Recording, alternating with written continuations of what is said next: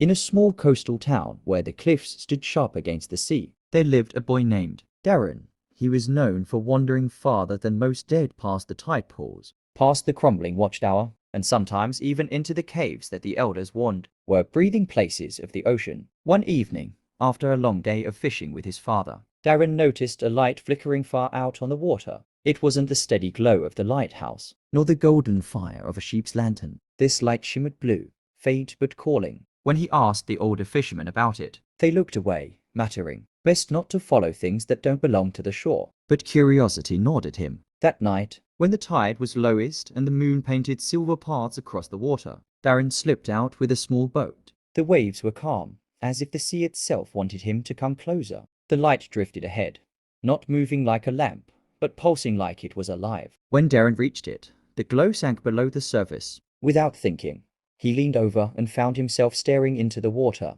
A face stared back. Not his reflection, but a girl's, her hair flowing like seaweed, her eyes the same shifting blue as the light. She pressed a hand to the water's surface, and to his shock, it rippled outward, not breaking. Her voice entered his mind as clear as if she were beside him. "The sea remembers you." Darren stumbled back, creeping the sides of the boat. The girl's expression wasn't threatening, but sorrowful, as though she carried a weight too large for her. She told him of a pact made long ago, when the town was young. The villagers had asked the sea to protect their cliffs from storms, to keep their nets full, and to spare their ships. The sea had agreed, but only if one child from the village was given every few generations to live beneath the waves. Most had forgotten, or pretended to. "You," the girl whispered, "are the chosen." The waves lapped softly against the boat. Darren felt both fear and a strange pull, like part of him had always belonged to the ocean. He thought of his father, of the watchtower, of the only life he had known. Then he thought of the endless water stretching to the horizon, and the sorrowful girl who carried the sea's memory. The tide began to rise, rocking his boat. The light grew brighter,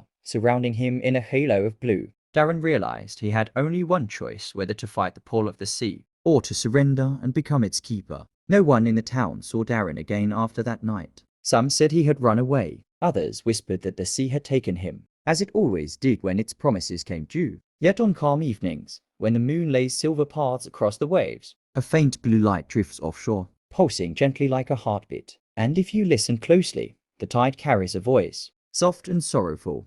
The sea remembers.